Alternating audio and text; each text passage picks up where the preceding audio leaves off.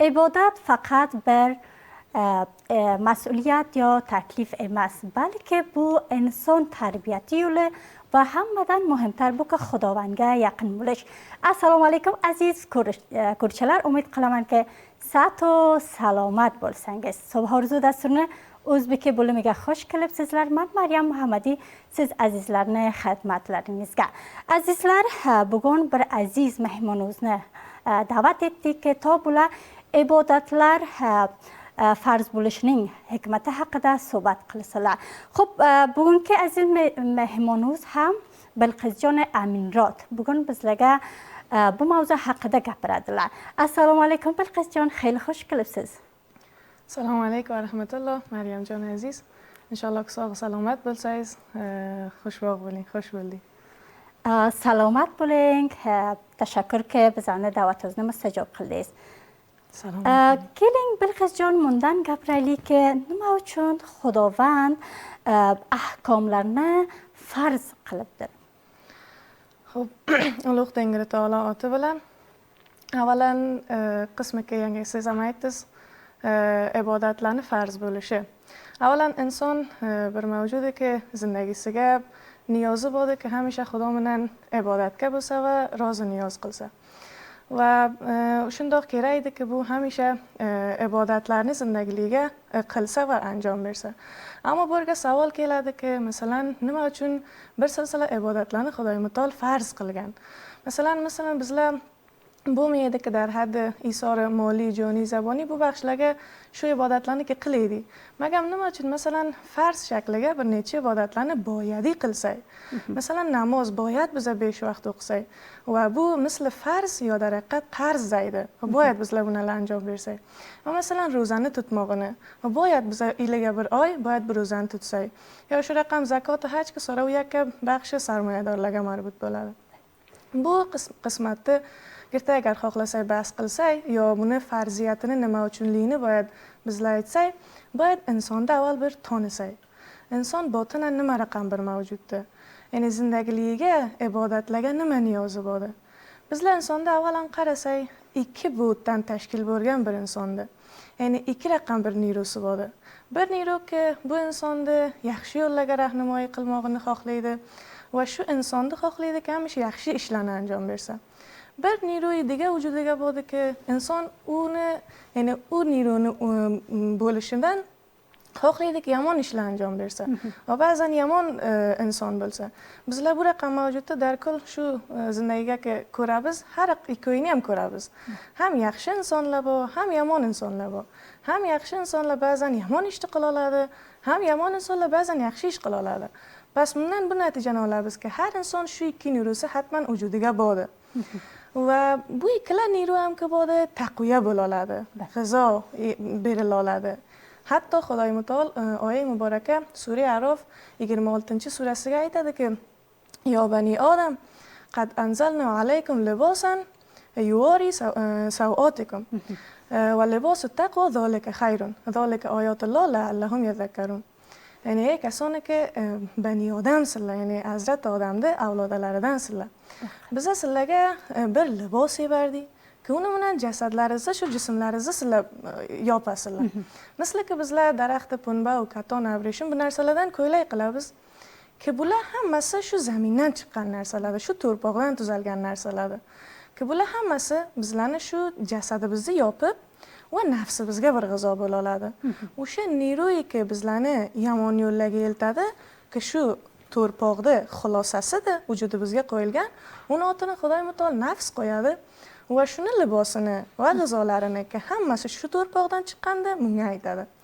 Va ayni shu shaklga magam deydi sizlarga bir libos degan ki u taqvodir va u parhezgorlikdir.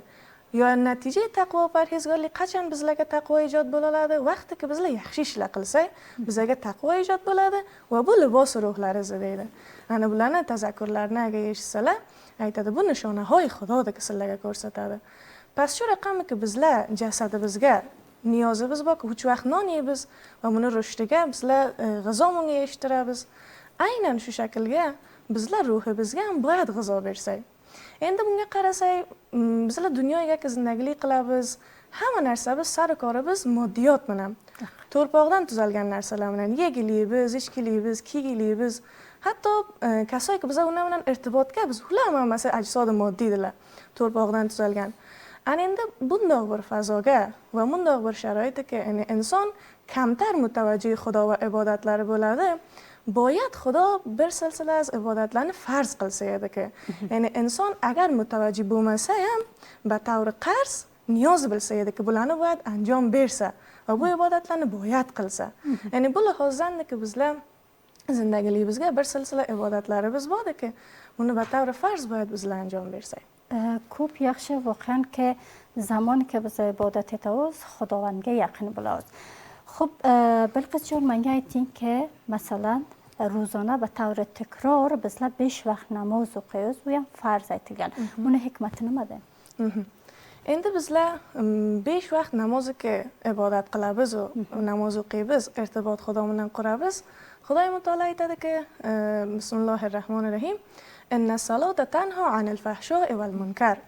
Ya'ni namoz deydi insonda fahsho munkarot. Ya'ni buni tafsirini mufassirin ikrom joy-joyiga bashakli bisor jami buni tafsir qiladilarki, ya'ni fahsho munkarot bo'lgan nima manzurdandir? Har on amaliki insonni Xudodan uzoq qiladi, uni shu iboratga tafsir qiladilar.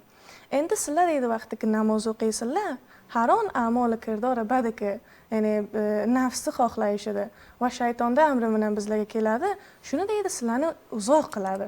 Ya'ni endi bir insoniki ro'zona 5 vaqt Xudo bilan ro'za niyoz qilsa va fardan buni bilan irtibot qursa, bas bu inson 100%ki az a'mol munkarot boz bo'ladi. Ya'ni bu ishlarni qilmaydi. واقعا عبادت لباس تنوز هر زمانی که بزلا عبادت ایدسای هرشونچه خداوندی یقین بلاوز هرشونچه کارای فحشادن ازاق تاختیمیز. خب بنگایتیم Bilqisjon خداوند نما چون عبادت لرنه بر زمان و مکان مشخصیه مقید etgan. Buni ham ko'p hikmatlari bor. Masalan, bir silsila ibodatlar bor, misli namoz, misli haj, مثلا زکات که بر وقت معین گرده، یعنی نما چون خدای متعال بعض عبادتلانه زمان و مکان مشخص که سزای کنده مشخص قلگن. اولین دلیل بنای طالب است که نشان از اتفاق و وحدت تمام مسلمان لانه کرسته، برلیک لرنه کرسته، برلشمه لرنه کرسته که بله عبادت لرنه برلیکته بر جایی که بر زمان که انجام برله. دیگه ای که مسلمان بربرنه حال احوالدن با خبر بلده. مثلا نمازگاه بر نفری که همیشه کلیده اگر بر نیچه وقت اونه حضورش مسجد که کرل مثلا حتما اونه همسایه‌لاره شو قوم خیشلاره با خبر بلده که نما چی بر نمازگاه دیگه کلمده و اونه احوالدن با خبر بلده. اونه نالدن را مثلا کورسایی که bir tane niyozi bo'ldi, shu jamga yig'ilishlar o'zlari niyozmandi bir-birlarini tashxis qila oladilar va shundoq rafa qila oladilar. Masalan bir misol aytamiz. Shu hajni qarasa odam tamom musulmonlar bir zamon mushaxxasga shu haj farzini qiladilar. Men o'z birta do'stlardan ketdilar, shu u darhol umraga ketdi. Men so'radim, aytdim, shu hajdan ketishingda natijosi nima edi nazaringga? Sonra aytdi, bir hissi خوبه که من یعنی کوب yaxshi hissi که وردن کردم dedi, birtasi bu edi ki aytdi, shu dinimga dedi واقعا افتخار qildim. Men avvaliga fikr qildim ki شاید آل اسلامda uncha payravi bo'lmasa, شاید uncha masalan mardum qablan avvalgilarda uncha arzish bermasa, o'rga ko'rdimda ki muncha nafar ya'ni hamma birlikda yig'ilgan, bir joyga namoz o'qiydilar va bir joyga biloxira Xudoga yaqin bo'lmoq uchun birga yig'ilishibdilar. Bexir men dedi iftixor qildim va azamat dinimni men o'rga ko'ra oldim dedi. Yo masalan bizlar masalan ro'za mo'y muborak Ramazonni qarasam ki hammaga birlikda bir vaqtga farz bo'ladi va oyiga bir oy mukammal mardum ro'za tutadi. Bu o'zi masalan moddiy lihozdan agar qarasa, xo'p qancha bir oy mukammal insonda az nazari a'zoy badan va sistem hozimasi qancha muassariyati bor. Masalan bizlar bir mashina tasfiy shakarni qarasak, 3 oy ishlatadilar, 9 oy uni pokkorlik qiladilar.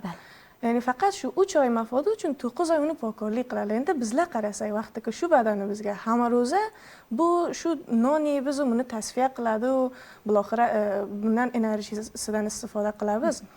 11 oy ishlaydi, 1 oy hatman niyozi borki bu nima bo'lsa shu tasfiya va nima pokkorlik bo'lsa. Bas namozga masalan qarasa, 5 vaqt namozga mardum mayda masjidlarga o'sha o'z ko'chalarning masjidiga yig'iladilar. Undan masalan kattarog'ini qarasa, juma namoziga masjidoy jomiga yig'iladilar va ko'proq nafarlarni o'rga ko'radilar. Yo namozoy Idayni qarasa, Id namozlariga unga so'rab masjidoy idgohga yig'iladilar-ki, behi nafarlar ko'p o'rga bir-birlarini tanishib, ko'rishib va holi ahvollaridan biladilar. Pas bu ko'p bir juz'iyoti kam ediki, bizlar o'rgachun vaqtni kamligi uchun aytdik. Ammo bundan izofaroq har ibodatki Xudoy taolo unga bir shart va sharoit qo'ygan, o'zini ko'p hikmatlari bor. Ki agar odam behi mantiqiy ham qarasa, aqlan va mantiqan insonda shu fitratiga va shu zindagi ijtimoiyasiga ko'p yaxshi barobar keladi. Ko'p yaxshi. Voqean ki Ka'ba bir nuqtai ki bizlar yo'lni yitirmasak. Xo'p, Bilqisjon ayting ki islom ahkomlarining masalan faroiz, vojibot, sunnat bunday raqam tartibi bor ki bajarish bo'lsin va bizlar qandoq qilib ibodat etaylik ki Xudovand bizlardan rozi bo'lsin. Buni endi bizlar ko'ramizki, dinimizga bir silsila ahkomot farz shakliga kelgan, bir nechta degasi masalan vojib shakliga kelgan, bir nechta sunnatdir, bir nechta mustahabdir, navofil, shu ashkoli muxtalifi ki har qaysini hukmi farq qiladi. Bu shakllarga kelgan. Endi buni hikmatini nima deya olamiz bizlar? Buni qaraganda bizlar faroizga bo'ldi, ya'ni uyki agar inson qazo qilsa ustiga qoladi. Aynan shu vojibot ham shundoq bir ibodat. Magan ba'zilar fikr qiladiki, hay shu farz bilan bas degan. Bizlar o'sha vazoifamizni anjom berdik. Masalan, bu sunnat yo kamtar az mustahab va navofil bu narsalarga uncha kerakli yo'q deb fikr qiladilar. Vali bir masalan men bir sizga mashina, motor katta motorlar masalan misol bersak, shuncha motorni kattaligiga agar bir mayda purzaginasi ham bo'lmasa, shu motor ishlamaydi. Endi buni bizlar bilamizki, agar yakka biza faroizga iktifo qilsak, degan masalan navofil, mustahabot, sunnat bu narsalarga bizlar tavajjuh qilmasak, bu bunga qoladiki, bizlar yakka shu mashina tamomi kalon mashinada tuzatib biz, vali bu ishlamaydi. Kayfiyatini aslan shu asrayotgan narsalar shu navofil mustahabot sunnatlardagi biz aslida shu faroizni kayfiyatini asray olamiz. Masalan, men peshtar oyi muborakani sizga o'qidim. Xudoy taolo aytadi: "Inna salata tanha anil fahsho'i wal munkar va la zikrullohi akbar." Bu yerga aytadiki, namoz tamom ibodat-oy degandan ko'ra ibodatlardan nimada bu? Bizlarni fahsho munkarotdan asraydi. Vali oxiriga ishora qiladiki, aytadi: "Va la zikrullohi akbar." Ammo zikr Xudoy taologa bo'ldi, undan ko'ra buzurgroq va kattaroq. Ana endi bizlar agar shu namozimizni kayfiyatini asramoqchi bo'lsak, bizlar nima qilsak bo'ladi? Zikr mudoim darjiriyon ro'z qilsak. Rahmat sizdan, Bilqisjon, ki da'vatimizni sajab etdingiz.